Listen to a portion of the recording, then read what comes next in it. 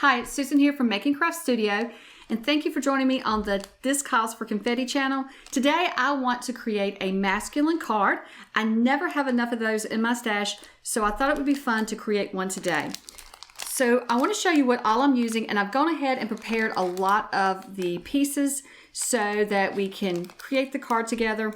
So the first thing that I'm going to be using is the Elusive Prints 5.5 by 8.5 paper by This Calls for Confetti. And then I'm going to be using the Pen and Plan die. I'm also going to be using the BIGFOOT die. And I've gone ahead and cut that out. And then I'm going to be using the Alice's Story Birthday Sentiments. And I haven't decided which one I'm going to use yet. But there's at least 3 happy birthdays. And there's lots of other birthday wishes on here. So I'll probably use one on the inside of my card and then one on the outside. So first thing, I want to work on this Pen and Plan. So I've gone ahead and I have cut it out of a sheet of the Elusive Prints paper. And so we can see here that all I did was I took the piece of paper and decided where I wanted it. So I just moved it around until I found the exact spot that I wanted behind my little windows. So I then went and took a piece of coffee stain paper and cut out the frame. Now this is what the coffee stain paper looked like before I cut the frame out. And you can see I coffee stained this myself. So this was just white cardstock and I just mixed up some coffee with water and stained the paper. Now I do these in batches. So this one was done months ago. So what I like to do is when I'm coffee staining, I'll do a big stack of papers. I'll do cardstock, I'll do thinner paper, just a big variety. So I have it on hand when I want to use it. So that's what this is from. So you can see here what I really love about coffee stain is you have the different colors on your paper and you never know what you're going to get. So when I cut this out though, you can see here it kind of just looks like a cream color paper. You don't see all the coffee variations on it. So I want to change that up a bit. So I'm going to go ahead and do a little bit of ink smushing on that first so it can be drying while we're working on the other pieces of our card. So I'm just going to take, I've got some Gather Twigs Distress ink here, and I'm just going to smush it on my block. Just a little bit, not a lot. And then I'm just going to add a little bit of water.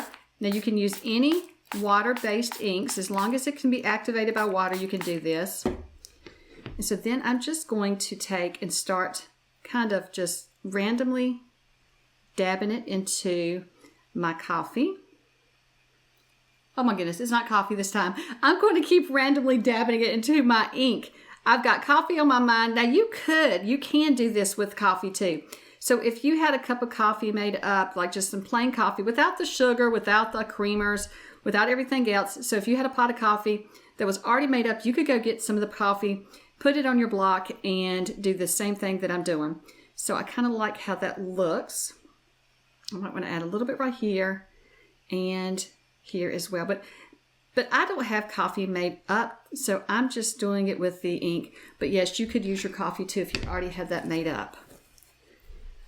So I'm just going to wipe that off. Now this is just an old stamp block, clear stamping block, and I just use it for my white splashes. And then this side I cleaned it off before I added the ink so I didn't mix anything in.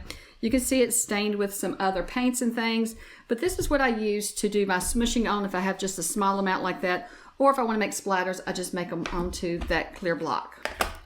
And it could be cleaned up. If I take it in the kitchen with some dish soap and some scrubbing, I could get it clean. So here's what our frame looks like now.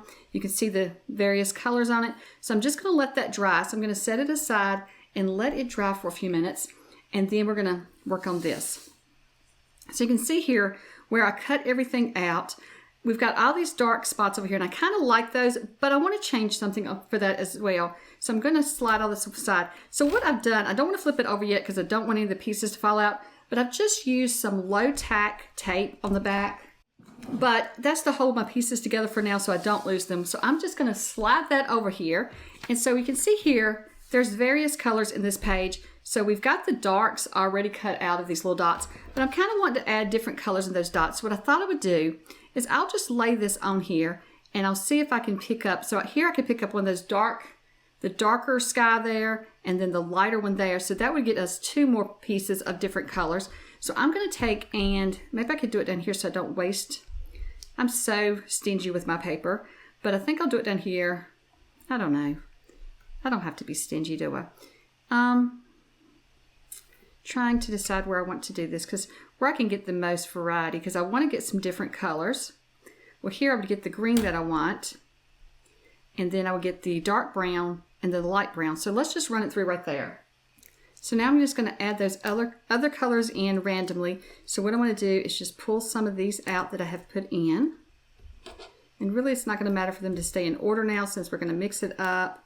So there's 6, 7 spots. So let's just kind of mix this up with various colors that's in our paper.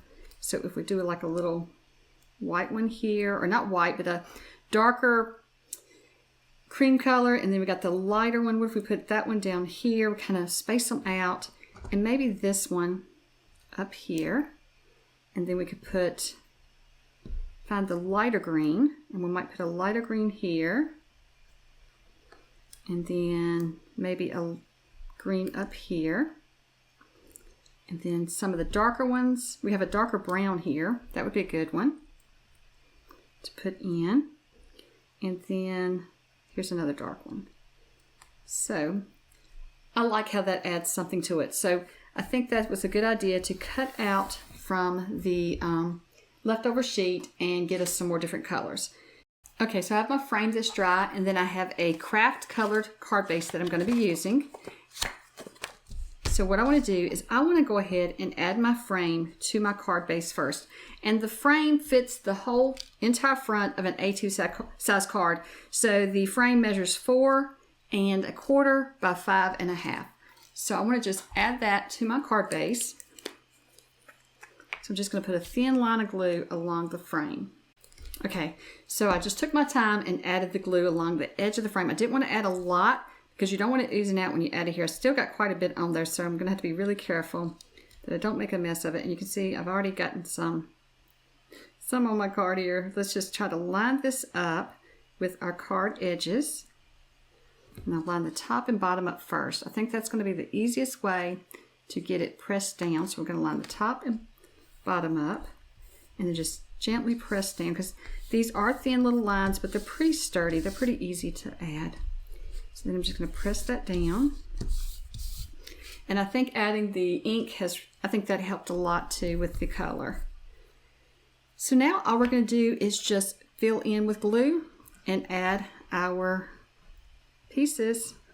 Now we could just put that on the back of the glue, but this is what I was doing. So now I'm just going to pull in these, and I want to keep these in order because I want to keep the photo. I want it to kind of, you know, have the photo in the background. So I'm just going to add these.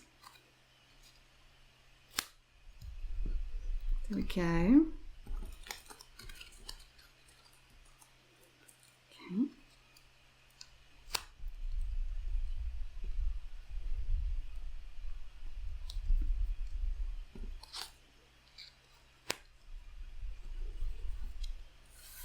Then I'll just add glue here.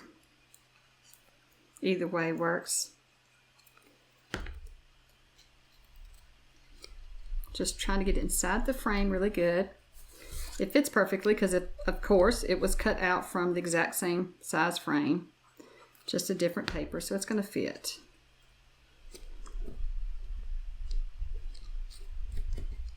Okay, we'll move this aside here.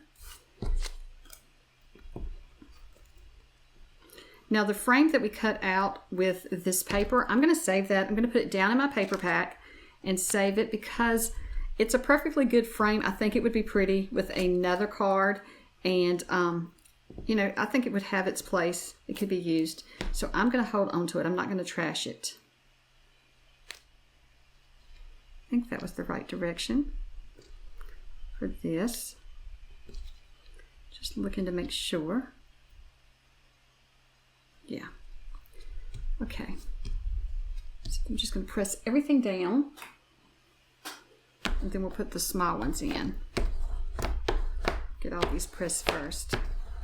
Okay, so for the small ones, I had a pattern and now I've lost it. I think I remember it though. So I'm just going to put some glue inside of the frame here. Just a little bit of glue. I think it'd be less glue on my fingers if I do it this way.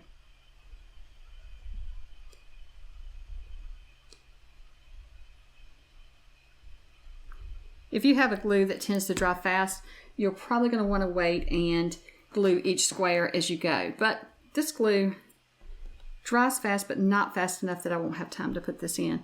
And it kind of dries tacky, so I don't think it's going to be an issue. Okay, so then I had one at the bottom as well. Kind of mixed them up, didn't I? So then I had one in the middle here, the white or lighter color. Now I could have just used the rest of the photo. For some reason I just wanted to mix it up a bit, so that's what I'm doing. Just mixing it up just a little. We'll see how it looks in the end. There's so many things you can do with this pen and plan frame, but I thought this would be a fun way to use it today.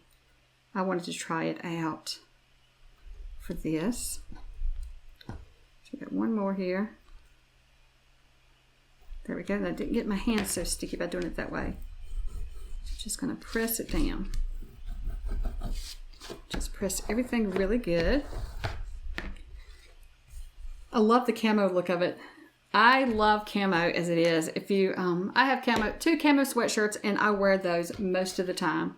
So look at that. That's kind of like a camo frame. I like that. So let me have a piece of paper here and show you what it looks like. So it would be cool on a card as well. You could actually put it on this coffee stained paper and then either stamp images, or we could add some things in there. I'm going to have to do that. Do that for another day. So, okay, we have this together here. So now let's bring in our little, well, he's not supposed to be little, is he? He's supposed to be big. So our Love Bigfoot die, and let's just, and see his little hands, how he's making a heart. That's why I thought that would be cute for the card. So I'm thinking about putting him like on this side, and then we'll have our sentiment. So let's take a look. Before we glue him down, we need to figure out which sentiment we want to use and where. So we have that big one. We have two big ones.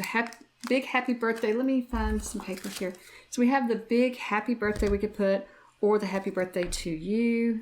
Not sure where I want to put it yet, so probably right in here is the best space for it. But then you have the small one here that says happy birthday, or the large one. I think I'm going to stamp out both, and then we're going to audition them to see. So I want to stamp it onto my tea stained paper. But first, I think what I want to do is I didn't think about this before. And here's a better piece for this so I don't waste that. I'm very stingy with my tea stain paper, or I call it tea stain, but it's coffee stain. Sometimes a tea stain, sometimes a coffee stain, and this is coffee stain. But it's so light, it looks more like tea today because I did a light staining. It really, when you stain coffee, it matters as to how strong you make the coffee.